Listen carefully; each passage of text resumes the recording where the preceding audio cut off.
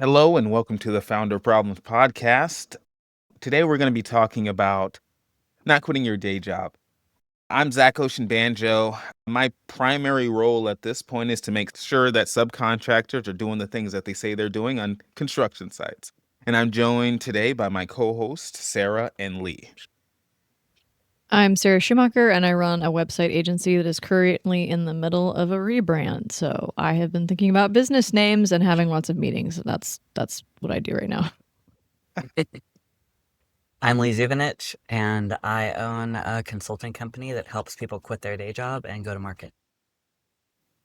Well, thanks for teeing it up for me, Lee. Let's start with what is a day job? A day job, for the context of this conversation and for everyone's understanding, would be a job that you're able to do 100% of the time. It fulfills all your responsibilities and obligations, commonly referred to as a W-2. As someone who's maintained a day job during the entire duration of time that I've tried to successfully, unsuccessfully launch my own startup, done a lot of 1099 opportunities, having that stability, especially if you're navigating and exploring different ideas, those gaps and lulls in between as you figure things out can really add up. That has been one of the biggest positives. I've given the freedom and flexibility to explore an opportunity without this whole concept of diving 10 toes in that we'll get into much later. That's my positive. What do you guys think? We're like the positive of having a job. Yeah. It's been like 15 years since I've had a job. Yeah, let me think. Maybe It's been, I as think, a 6 okay, so this years is for probably me. just my situation, but I guess you guys would be like outsiders looking in, offering your insight for many moons ago when this was your reality. Well, I think it's really helpful to have so much more freedom with how you choose to start and run a side project that can turn into a full-time business if you start from a day job. People that have an idea and they're like, oh man, the dream is to quit my job and do this full-time. I'm like, hold up. You got a pretty sweet gig there. Because one of the things I would highlight is health insurance. Insurance of any kind, frankly. If you've got a job that provides good health insurance and a consistent paycheck, then that means that when you talk to a new potential client, if they're a bad fit, you're not feeling like, well, if I say no, I can't pay the mortgage this month. That's a huge selling point. And I think a lot of people get stuck in this mindset, it has to be one or the other. I freelanced and did a business on the side for years while I was working full time. And it freed me up to get things to a point to where when I did get laid off, I already had this foundation that I was able to just jump into. In my opinion, that's the ideal way to start. I daydream about just pulling a salary again, because it really does feel when you're a small business owner, like if I had a job, I wouldn't be up at 1 a.m. trying to figure out balancing payroll and insurance and paying myself. And, am I going to keep the office going or shut it down? All the things that business owners have to do that have nothing to do with why they started the business. Mm. So that little daydream will pop into my mind, and then I'll remember the stuff that kept me up before was just as stressful, but I was a lot more powerless. Instead of payroll or office rent or figuring out small business insurance or something, it would be, well, my boss sent me a really cryptic email and put time on my calendar and didn't explain it. What is that about? There's only so much that you can do to control the perception that clients and bosses have of you. But when you have a bunch of clients, you fire the bad ones or they fire you, and then you've still got other clients. But if you have one job, and since most Americans live paycheck to paycheck, what is it, 60% or more? That fear is going to be present either way. I do say, don't just quit everything and go start a business off an idea. But at the end of the day, if you've got to choose between, I've got a book of business with clients or I've got a W-2 position with a job that I hope doesn't fire me, there's more security and power in working for yourself. Yeah, I was going to say, like, that's the big thing I'd push back on, is the idea that the day job is actually more secure, because in my opinion, it is more secure to bet on yourself. It's a different way of looking at it. I guess it's a different framing. You're basically saying there's fewer hats to wear. I'd kind of forgotten about that. I was wildly efficient as an employee because I had a notepad that I have this very detailed system for tracking absolutely everything I was working on at any point in time. Just on it. It is impossible to do that as a business owner because your list also includes things like taxes and invoicing Yeah. and troubleshooting and customer service and all these other things. So, Hiring, yes. firing. Yeah. So if you don't like having to deal with a wide spread of issues, then maybe the employee is a better fit for you. If you just want to stay in your lane and code all day or something, right? Maybe it's better to just be a developer at a big company where you can just put your head down and work. My question there from like Yeah. a societal perspective would be then, why do we have this over glamorization for people who go all in? If somebody is like, well, I'm kind of dabbling, I'm doing farmers markets, I sell handmade soap, and they're like, oh, you didn't sell the farm and go full time selling soap made out of glycerin and honey? Why aren't you doing that? Why do we have that kind of societal expectation? How did we get to that place if it's so difficult, and you two coming from that vantage point? I think it's being Yeah. stuck in the past where this assumption that you could go work at Ford and retire from there and collect a pension, and that was just what you did with your life. I think maybe there's still some underpinnings of that. Maybe not for our generation necessarily, but society as a whole. There's still this thing, if you go work at a company for a long time, that's the goal. Zach asked why we glamorize startup founders who go all in instead of running their startup as a side hustle. But that's what I mean. It's still tied to that. It is still because we I thought expect. you were saying No, like here's it's why we glamorize the full-time worker. well, that's what it is though. We're glamorizing the full-time worker so that if you are starting a business, you're supposed to be a full-time worker.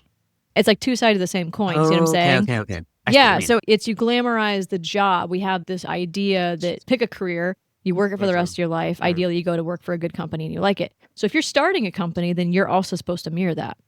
So then you would Yeah, have that to makes turn it into a company that then people come work for you, blah, blah, blah, right? It's all part of the same underlying assumptions about how we work that I think are just not very modern. It's like the gig economy, right? Not that that's a positive necessarily, but it can be if you are fractional consultants, contractors, whatever. I think that's a fantastic way to control your own schedule where you can split your work between multiple different businesses. So that would be a more modern way of looking at working. You are a fractional CMO for like 3 or 4 different companies. There's not really any framework for that 100 years ago. That's just not how people thought about work. Yeah. So I think a lot of what we need to address is where are these assumptions coming from and are they set in this 1900s era view of careers and jobs? And that also applies to startups. What do you guys think about this idea you need to quit to do a full-time thing though? I spent the better part of a year planning and saving money before I quit to go be a full-time startup anything. I wasn't even going back to working for myself. I was just quitting my more secure agency job to go be the COO of a very small tech startup that had just gotten funded and had at least a year of runway, but that still wasn't enough for me as a single parent with 2 kids in private school. I was not going to just jump ship on my tech career that I had just really gotten going just to go see what happened with a startup that could go under. And so I saved a lot of money and worked really crazy hours for about a year to prepare for that. I would never tell anybody to just quit their job and just hope it works out, Same. Yeah. especially in this economy. One of the things I'm curious about is how do you know when you've done enough validation or work within what you're doing on the side that it can assume more of a role in your life? Lee, you mentioned you saved up money. Was that arbitrary? Did you say 6 months? Did you say a year's worth of? And how do you determine what that looks like? I think I made sure I had 6 months in savings of worst case scenario. I've got all this money saved up. And then also I had my consulting business making me some money in the background. I had the COO position. I waited until the CEO got her funding in the door, and I actually helped with that whole process and helped get the funding unlocked so that she could hire me with a guarantee that then I was going to make this money back along with this upgrade. I was going to be a C-suite level person for the first time in someone else's company. So I had all of this security paved out for me. Then after I was with her for 2 years full-time, 3 years total, I think, my side gig, which is now my full-time consulting business, had really blown up without me trying. Like it was almost a weed I had to keep stomping down in the background. Needs just popping up from clients that had come and found me, and I had a little dev team running really autonomously, and it demanded my attention, really. That's how I made that transition. So it wasn't so much like a wing and a prayer and I hope I make it, and if I don't, I'm going to be calling my grandma for a loan. It's the business almost demanded, can we meet again this weekend? Can you pull another 12-hour Saturday, 8-hour Sunday, then meet with me at least 3 times in the evenings this week? And I've got kids and stuff going on. But she really Yeah. needed the help, and I was doing a lot. So she was like, I got the money, let's go. I want to get this off the ground. We're ready to launch. I'm getting the funding. And she was gung ho, and there's a lot of energy there. And then same with my agency. It was almost noisy and insistent. My role with the legal tech startup had started to kind of peter out because once you're done automating the sales process, you've automated yourself out of a job. There wasn't enough for me to do, and my business at the same time was just blowing up. So that was kind of an easy transition. And I don't say that to brag. I think that a lot of people listening to this could be kind of annoyed with that. But I think it's telling. Sarah has the same story, right? We didn't go looking for trouble. We didn't insist that the world show up to our idea and give us money for it. We just cultivated experience in an area that happened to be very high value. Then we met people who liked and trusted us and wanted to give us work. That's the value of doing the side project too, is you can validate something before you go full time, because then if that does not happen, then maybe that's the wrong idea. I've heard the same thing about have 6 months of expenses saved before anything like that. So I do some research on that, but I would say like that's minimum. You want to have a runway Minimum. and Totally. yeah, see how the market reacts to things if you can do it on the side before you go full time. The week I got laid off, I had so much side work. I had no idea how I was going to get it all done. And if that were not the case, that would have impacted my decision to search for another full-time job. And as it was, I was like, well, let's find a part-time job because I wanted that steady income. So that's what I looked into. There was nothing at the time that I could find. It was like, well, then I'm just going to do this full-time. But I only made that decision because I already had work. So I'd already validated the thing. You could kind of indefinitely keep doing 2 things on the side. It's when you can't do both. When your time starts to feel like you have to make a choice between one or the other, then that's when you think about it. But if you don't have to quit your day job, why would you? If you can do both. Your day job needs to either be one of 2 things. If it comes extremely natural to you, you've been in the business, you've done project management or operations or something, you can just do it on the back of your hand. That gives you that flexibility where you're not all consumed. But if it's something like a quota-driven job, I would imagine it's incredibly difficult to do anything outside of that. But I think I don't want to just over-advocate. Yeah, keep your day job and explore your side dreams. It's the American way and all this nonsense. I think it's really finding that type of alignment where what you do for the day provides as much stability as possible so that you can afford to do the things that you want to do on the side. That's the real context for me, is how do I reach the true potential and the things that I want to be able to do within my day job so that I can do other things. I don't know if it's like walking the plank, where there's probably a natural fear, especially if you have a family, you have kids, you got things going on, you got bills to pay. You're like, I need footing so that I can see what else I'm interested in doing. But as long as all my core areas are covered, I think that's a good place to be. I want to add a note about creatives. It's really important for creatives to have work that is not tied to money or tied to the day job. So if you work a creative day job, something that works Hallmark and then freelance designs on the side, right? Those things cross-pollinate each other. If you work full-time and then you have like a side project that's wildly different, but feeding that creative itch, it's going to make you better at the day job. And smart employers should recognize that and let that be a thing that people do. Because if you can do both things benefit. I offered to bring my clients into the agency I was at. I did not want to quit. And I went to my boss at the time and told him that I wanted to bring all my clients my book of business, which was like, I think running me 10 to 20,000 a month in revenue. I don't know what I was thinking. I was just scared. I was really scared to go out on my own because I knew it wouldn't be like that every month, or I didn't think it would be. And that wasn't all my income. There's business overhead, there's tools, there's other people doing the work that I'm paying. I was just saying, I'll bring you the business, but I need a raise because obviously I'm making decent money on the side, but you seem to need me more here than I expected because My manager just quit. Now I'm doing all his work. And the response from that boss was, well, you just need to be a team player right now, which meant do all of the additional work for your manager that just left abruptly without any extra pay, and good luck with that. I did not do that. I think I turned in my notice 2 weeks later to go be the COO of that startup and let my thing keep running on the background for as long as I could. 6 months runway was what I was saving up before I was willing to leave. And I'd been saving and waiting and still was scared to go do it. In today's economy, I would save up 12 months of runway. I know people, it's taking them more than a year to find a new tech job because of all the layoffs right now. Yeah.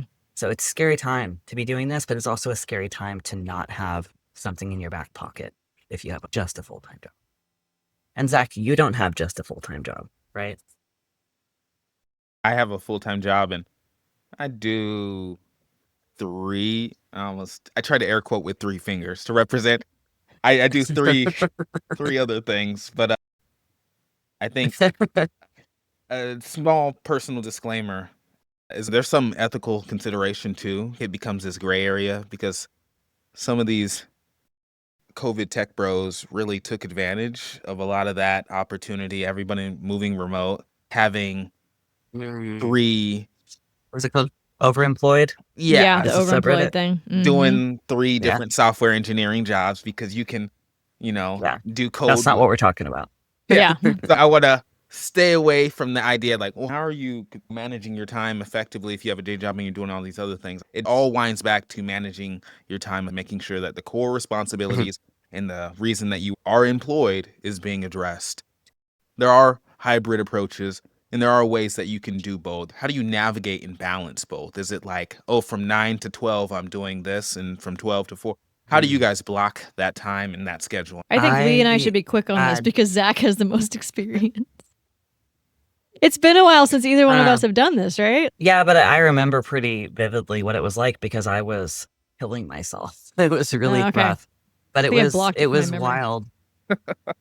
My kids were, I think, 7 and 9. They still really needed me to be there from the moment they got home from school. Someone had to help them with their schoolwork, give them a snack, just be there, do the laundry. As soon as I started getting consulting work, that is the first thing I hired out. I found someone who made less of a wage than my tech consulting so that I was making a profit per hour on her time, watching my kids and making their snack and picking them up from school and helping them with their homework. So basically my consulting time was not as well paid because obviously I'm just outsourcing a lot of stuff from my house, but that's the only way it worked for me. I might have been breaking even sometimes, but it was worth it because I was getting ahead professionally. That was my goal at the time. I was year 4 or 5 in tech and it was a defining moment for me. So I outsourced everything I possibly could that was labor-based or childcare-based work. And it sucked. And I missed my kids. But that's how I did it. My work needed me there on site because this was like 2018 or so, from 9 a.m. to 5 p.m. So they expected you, if you left around 3, to be online until 9 o'clock at night. I'd get all my work done early. I'd be online and available, but not working in the evening because I didn't need to be working, so my shit was done. So then I'd be across town consulting in a meeting with this founder. And then on the weekends, we do like a really long day, like a 12-hour day. One day, on the other day, I'd try to reserve for my kids. And then about once every 3 months, I'd get sick from overworking myself and just lay in bed for 3 days. So it was hard and it wasn't sustainable, but that's how I did it. Yeah, I was going to say, I think sometimes there's phases and stages of life where things are crazier. And if that's what you have to do for a certain period of time, then okay, but not permanently. I think that's the key, is knowing, are the trade-offs worth it right now? And how do I get myself out of working this way? I remember having press checks at other printers when I worked full-time. So I would probably go do that on a lunch break. Websites were not my main thing at that point. And then all of my freelance work was done in the evening. So I would get home from work and I would work more in the evening. I honestly cannot tell you anything about how long I spent or what that looked like at all, because I think I've just blocked it all out of my memory. It worked well enough, but also I was younger then and I probably worked a lot later. Not that I don't work late now, but it does a number on me. So I try not to. I imagine that's like back when you pulled all-nighters in college or whatever, and now you think about it, you're like, oh my God, wow, Insanity. how did we do that? I started pulling all-nighters again when I got funded for APSTA, and it made me feel crazy. I'm too old for that shit. When the Hobbit movie first came out in theaters, we went to the midnight showing. And I remember we got home and we're like, we're too old for this. Never again. Never again. That wasn't even an all-nighter. It was like a midnight showing of a movie. So yeah, there are times in your life you can do that and that works. And there are times in your life you should work really hard to make sure you don't have to do that. Yeah, the Yes. effort to not have to do it is its own lesson. As far as like the hybrid and trying to manage and juggle both, I can't remember where I was working at the time, and I had a pitch competition that was in the middle of the day, but I was also trying to get a new job. I had to manage to get all the way down, go to the pitch location. I wanted to also stay long enough to shake hands and hang out with people. So I did my pitch, and I was able to get back to the office for my regular job. That part worked out, but the job that I was actually interviewing for was actually in attendance.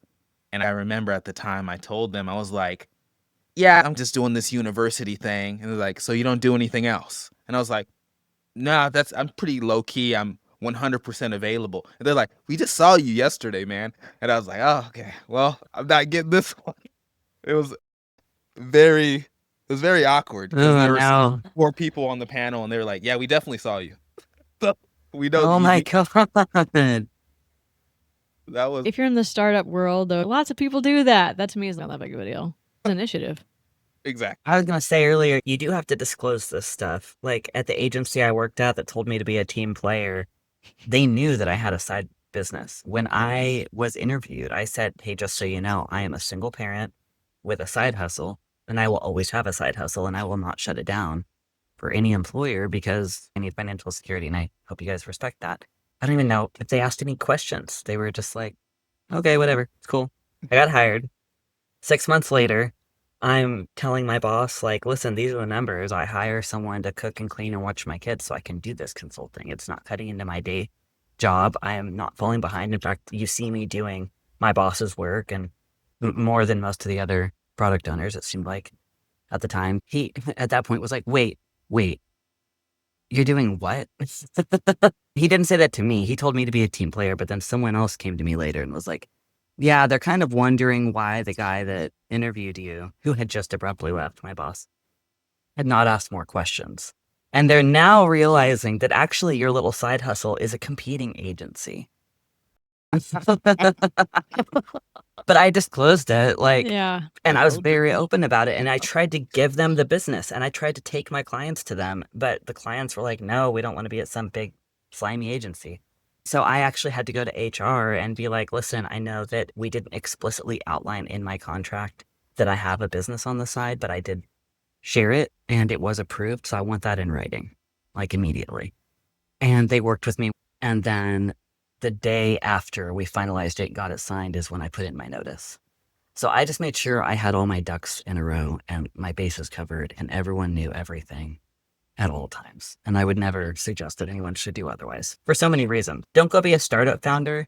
No offense, Zach, because you didn't disclose your thing. But like, I would say don't go be a startup founder that's out here shaking hands and pitching and not just being transparent with your whole community, because the basis of fundraising is I'm an upfront person and you can trust me with your money. So you don't ever want to mess with that, in my opinion. That's super valid. Now I recognize it. And I actually became friends with the guy that I had that interview with. He's a great guy. Nice.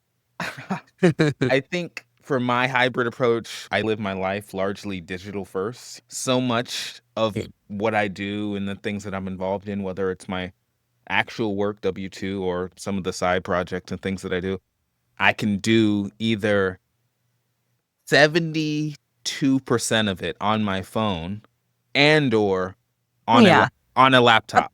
So as long as I have either of those things with me, I don't need to be like a dog in a yard on a tether. I can go and do whatever I need to do.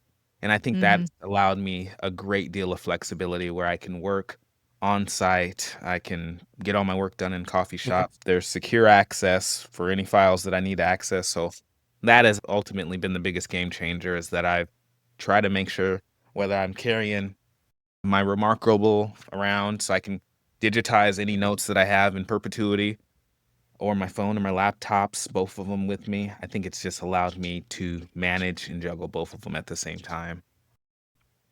But that being said, one of the hindsight things I can say about having a W-2 is that it has put me in a position where I feel like that security, or that feeling of not needing to go off the plank, could make you just feel so safe where you don't need to try. So you're like, well, I'm tired of eating ramen and spam. It's gonna make my spleen explode or something. So you're tired of eating it. So you have to succeed at that point. So it encourages you. So you can be playing it too safe. And I think maybe in some of the things that I've done, maybe that was the reality. I played it entirely too safe. I never felt threatened. I'm comfortable. I don't need to succeed. It'd be nice to, but I didn't need to, So I think that could be a significant factor deciding, what role the W-2 and your other projects play in your life. I don't know if you guys have had those types of experiences. I think that's a really great point. We should have also started with the caveat that all three of us do things that just require an internet connection and a device. So this advice doesn't necessarily apply if you have to be on a job site or something. So I'm glad that you highlighted that, because we're approaching this from perspective of a knowledge worker who works on a computer all the time. So keep that in context. But as far as being comfortable, that's a huge thing. I think is absolutely accurate. My goal has never been like to make a bunch of money. I'm not financially motivated, or was not originally financially motivated. So I wasn't super great about that in the beginning. After my kid was born, I had to be, because the pressure was, well, now I have to pay someone to watch him so that I can work, right? So if I am paying, I better be making enough money to cover that and then some, because otherwise, why am I even doing this? And I love what I do, but that's not a good enough reason to be like, well, I'm going to pay someone to watch my kid so I can work to make the money to pay someone to watch my kid. Why would you do that, right? So I had to get better about the finances after he was born. And the other thing I would say with that is, I think an ideal scenario for a lot of entrepreneurs is if your partner is not entrepreneurial, one of you has a day job and one of you is the entrepreneur. I know that there are couples that they both run businesses. That's wild to me, because there's just so much extra chaos. My husband and I are very much opposites in a lot of ways. So he works a full-time job, and so there's that consistency of what he does. Mine is also fairly consistent, I would say. I've been deliberate about how I've grown things. With that not being challenged or feeling too comfortable, I think a lot of whether or not that's going to work for you is dependent on the type of personality that you have. So if you're the type of person that likes pushing the envelope and you like the risk, and maybe you need that swift kick to the pants to get you moving, maybe that would work out well for you. I'm very risk averse. That just sounds stressful to me. There's a reason that I have never taken funding. I don't ever plan to take funding. I bootstrap what I do, and my growth trajectory is very lifestyle growth biz. I'm not going for hockey stick, because that doesn't sound fun to me. That sounds terrible.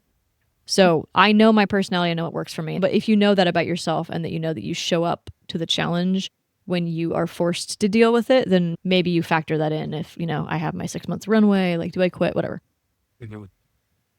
I was thinking about that the other day, actually, because I'm currently in a coding boot camp that is full-time and very intense, and I'm doing it because I was a hobbyist coder for years and years, and I want to be able to do full stack development at an enterprise level. I've been a systems architect. I'm not everything else. So I threw myself into something where I think I'm on the older end of the class. I mean, it is people who are like traditional learners, because it's a boot camp, of course. So a lot of them are in their late 20s to mid 30s. I'm 39. And I was up till 4 a.m. last weekend because a fund reached out and wants an updated version of my deck and says that I've made it through a bunch of rounds and they want to give me funding for my startup. It's just kind of out of nowhere. And this would close the pre-seed I've been working on for a year in a very half-assed kind of way. So I'm realizing I've thrown myself in yet again to a situation where I've got a nonprofit that I work on very part-time that seems to be gaining traction without me even realizing it. People keep finding the website and finding the GoFundMe and wanting to help and donate. People found somehow my startup information and came and said they want to give me funding again, which is how the my first round of funding got started. And unlike Sarah, I did want that. I dove in head first and was like, let's go. I want to scale. I found the boot camp opportunity and I signed up knowing that I was probably going to be in the middle of trying to move across the country or whatever I'm doing with my location and getting my kids into college, running the startup, the nonprofit, my consulting business, which is landing another client right now, slowly, big enterprise client. So I have all these balls in the air. And I used to do disaster relief, and it was similar. It's like, I love a challenge. I love the chaos, and it doesn't stress me out. If I see a little glimmer, like a little sliver of a window where I can cram another thing in, where I get to learn and grow and change and give something back to the world, I'm going to do that again, which I think I need more therapy for. I'm learning if I see a sliver of free time, don't sign up for another thing. That's resting time or family time. Like, let's claw some of that back because I will get myself into a situation where I'm overwhelmed all the time. Sounds like an extrovert problem. Yeah, I thrive. Well, I think I'm an ambivert. I'm like you, Sarah. It wears me out, really. But I started gravitating back towards coding and got into the boot camp actually because I realized through 2020 and not going into an office, I'm actually happier when I can hide from people and go do the technical work and bury myself in it. And you know how they say to do the work that makes time disappear? For me, that's coding and design, systems design. If you put me into Figma or VS Code and just give me a problem to solve, like a business system problem, I could spend 18 hours on it, or a spreadsheet, really complicated spreadsheet, without barely looking up from the computer or remembering to eat. And I just love it.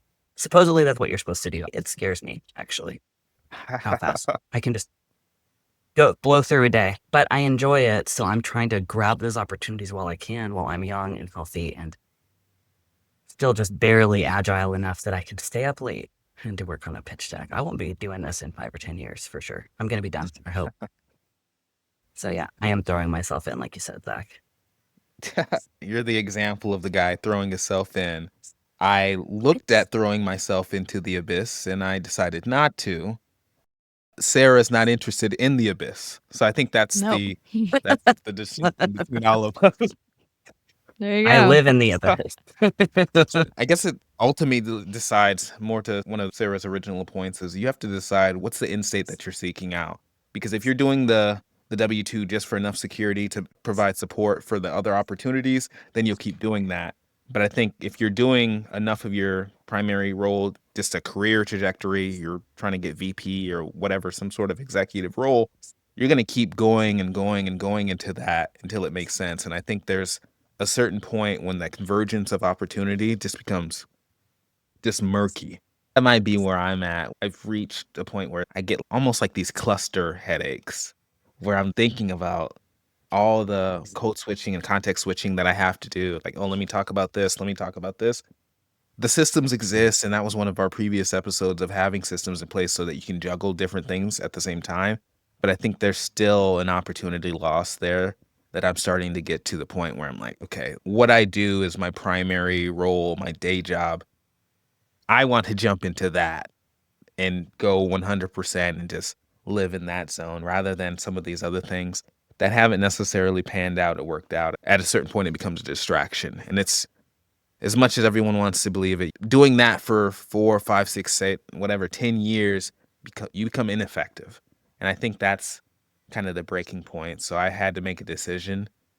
Do I want to keep trying to do all the things, or what does my life look like? It's a very pivotal moment of me trying to determine that. I wish something like that could happen much sooner, but it took 4 years of just insanity to get to the point where I'm like, oh yeah, I should do something else. I think that's the synopsis of this episode, really, is you can try a lot of different tactics, and then at the end of the day, once you've tried various things alongside a W-2 job, see who you really are and what it feels like. Do you want to live this way? Do you want to juggle multiple things? Do you want to just stick with your W-2 and say, I tried it, but this side hustle that I thought could turn into a full-time thing is actually pretty much a grind and is exhausting? Or does it take off and you love it and it frees you? And you don't know what will happen. You have to Mhm. just go do it. And Yeah. and it will tell you. The experience will tell you. I've never experienced this myself, but I know that some people actually have great full-time jobs or work for really great companies or work for really great people. I hear Yeah. there are Also unicorn have not positions like that. experienced that. Right. I Yes. haven't either, but I know people that have been in that position, and it's like, well, why would you quit that just because like everyone says that you should to start your side business? On the flip side of that, I've known people that had their own business and had a contract client that hired them full time to go in house, which is kind of the ideal way to find a full time job, to be honest. I know two different people that have done that because you already work with them. You know, you like the team, you know, you like the company. And if you aren't in love with the running of the business part of it and finding clients, then why not take that full time job offer? At the end of the day, you need to decide what's right for you and where you're at that point in time, and not just do something because you think you're supposed to or everyone tells you you should. I think there's a lot of mistakes that happen when people don't seriously think about what works for them individually and not just use these expectations of whatever everybody else says they should do. I think as a primary takeaway for myself, I'd say don't quit your day job. As evidenced by my own lived experience, I'm very happy that I didn't try to Silicon Valley tech bro it and just say, yeah, this is going to work, 100 miles per hour, unvalidated idea, no product market fit. That logic would have been Oh, unsound for me with a family and trying to do life. So, yeah, it's been there. It's allowed me to explore an idea, multiple ideas from cradle to grave. And I think if you have that opportunity, if you slide into a full-time position by some of your work and it allows you to still explore your interests, I'd say go for it. Do not prematurely quit your day job. Yeah, I would say you just have to take stock of what your values are and then remember to keep those in sight as you're doing this experiment, because the sexiness of having a startup, especially a funded startup, can get in the way for a while and make you forget. I also value sleep and time with my kids. And do I really want to do this idea that I had overnight that I went and did a pitch competition and I got some money? But do I have it in me to do it for 10 years at a grind like this? Does it really serve me and my family? Really? Or was it just a cool thing that I tried, and maybe I'll try another thing someday that will be less exhausting and painful? I actually just decided to shut down the Airbnb that I worked for a year on. I bought a house and renovated it and put it on Airbnb and made some money at it. Got a property manager, and it was just up and down and overall not as profitable as I expected. And just yesterday, the property manager was saying, are you sure you want to sell the house? You could make so much money if you just kept it going. I'll pay for half and we'll split everything and let's do it together. I really want to see this happen. And I said, no, it's not in me. I've got too many other things that are distracting me right now that are bigger opportunity, bigger risk, bigger reward. I've got to do the coding boot camp, and I've also got to get funding for the startup and go get it launched. And the Airbnb was supposed to be a low-key background thing that just made some passive income. And it turned into not that. It turned into like every week there was another issue. So I'm so sorry, but no, I will rent it to you or sell it to you long term. And that's it. And you can do whatever you want with it. And she's like, nah. Once you try it and you realize, oh, this pipe dream, it was a pipe dream. So assessing that and then looking back at your values and what was the real goal here will help you with this experiment. Maybe the day job is really where it's at. I often daydream of being Zach. So there's that. So that was Founder Problems. Today we were talking about not quitting your day job. Please like, subscribe, tune in on your favorite podcasting application, download it, leave some comments, message us directly, preferably Sarah or Lee, not me. You can message me if you want to. But this has been Founder Problems. Everyone have a good day.